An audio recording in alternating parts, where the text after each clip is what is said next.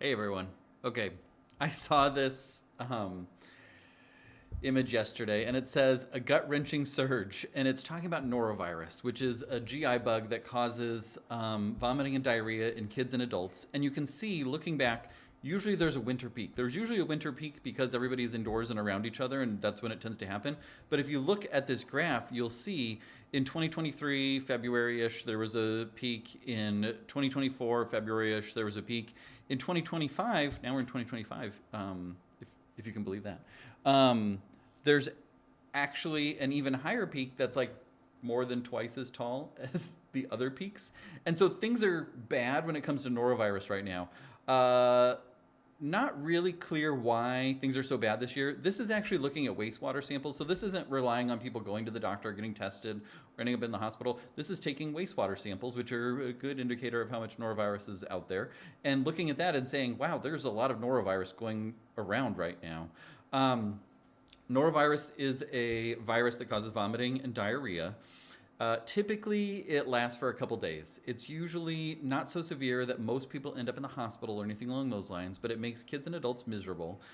Kids are certainly at risk for dehydration, both on the vomiting side and on the diarrhea side, and it can be really difficult because it spreads from kid to kid. This is the same virus on cruise ships that like shuts down the whole cruise ship, norovirus.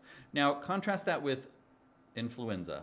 Oftentimes we can get these two confused because we call norovirus or viruses that cause vomiting and diarrhea stomach bugs or stomach flu, when really it's two totally different viruses that do this. So the stomach flu is typically norovirus or something along those lines, vomiting, diarrhea. Influenza, which also goes around a lot in the winter and is really also bad right now, causes high fever for 5 to 7 days, body aches, difficulty with breathing, nasal congestion, all those sorts of things. Different bugs, similar names. Stomach flu is just kind of a colloquial name for norovirus and other GI bugs versus influenza, which is the actual flu. Now, when it comes to managing norovirus, I'm known, and our practice is known for being quick to give kids Zofran. Zofran is a safe and effective anti-emetic, which means it stops vomiting, and anti-nausea medicine, so it stops nausea, so that kids are able to keep drinking and stay hydrated and stay out of the ER for fluids. There's this old myth that has been disproven many times over now that you have to let the kid keep vomiting to get all of it out. Now, the corollary to that, or the other side of that, is it is true that you should let vomit or let diarrhea run its course. You shouldn't use anti-diarrhea medicine in kids or adults with GI bugs because it can prolong and it can make them have increased risk of more complications from stopping the diarrhea. You should let it out on that end. But it is not true. There's plenty of research and literature that shows that stopping vomiting does not prolong illness, and it actually keeps kids hydrated and feeling better and eating and healing their guts by eating real food and drinking, water or other hydration liquids that we'll talk about in just a minute. And so you don't have to feel like you have to just tough it out when it comes to vomiting. So another thing that people say is, well, how do you know, like, if there's 3 kids in daycare that all have vomiting and your kid comes home and starts vomiting, like, it's not like they have a hidden case of appendicitis. They probably have the same thing that all their friends have, which is a highly infectious virus that causes vomiting and diarrhea. And so we're quick to give Zofran out so that our families can get more peace. I always take some with me on vacation just because I know that somebody's going to get sick on vacation, and then we don't have to try and find care or anything along those lines. So we're really quick to jump on Zofran, watch for hydration. Now, keeping kids hydrated is another important thing to focus in on. And what we know is that Pedialyte is fine, and drinks like that, electrolyte solutions are fine like that. They often don't taste good. You don't have them at home. They're expensive. And so what I typically tell people to do is make sure that you have some apple juice just in the pantry, on a shelf or something like that.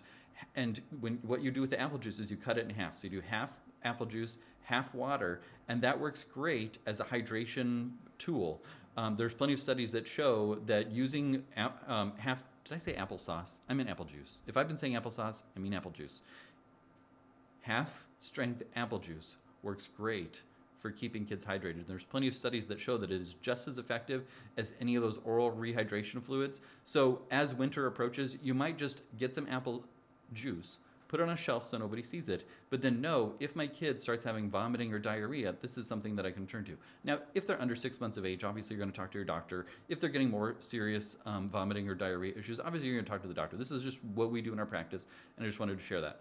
Now, we're going to stop vomiting with Zofran if we want, and if we're able to, or if your doctor will prescribe it.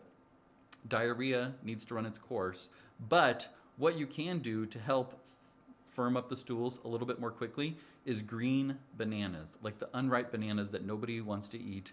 Those actually have pectin sugars in them that help to firm up stools more quickly. And there's studies that show, especially in countries around the world that have endemic gastroenteritis, like different viruses and protozoa and bacteria that will cause persistent diarrhea, that actually green bananas, the sugars in those will help to firm up stools. So that is a strategy for firming up stools, is trying to get your kid to eat some green bananas. Otherwise, it just needs to run its course. Now, the last thing to know about norovirus is hand sanitizer. Hand sanitizer, everybody loves hand sanitizer because it's easy. You can keep it in your diaper bag. You can keep it in the car. You can keep it everywhere. Norovirus is an encapsulated virus, which from a molecular standpoint makes it resistant to hand sanitizer. And so hand sanitizer doesn't work to stop the spread of norovirus. And norovirus is super contagious. And so what you want to do is you want to use warm soap and water instead of hand sanitizer, specifically for norovirus. If you're around people that have norovirus, if you're around somebody that's vomiting or diarrhea or something like that, don't just rely on hand sanitizer. Use warm soapy water to wash your hands several times per day to try and keep it at bay. Like I said, norovirus is super contagious, though. There have been studies and literature that shows that even if somebody, like they're on an airplane and they vomit in the bathroom of the airplane, that norovirus from the act of the vomiting will spread through the air and people around the bathroom will get sick. So it's very contagious. It's very difficult to control. Luckily for most people, it is frustrating, gross, painful, unpleasant for sure, but the majority of people that get it don't end up in the hospital or those sorts of things. Hopefully this video has helped give you some ways to manage norovirus, avoid norovirus, and avoid all those other bugs, especially with how bad it is this year. Keep up the good work.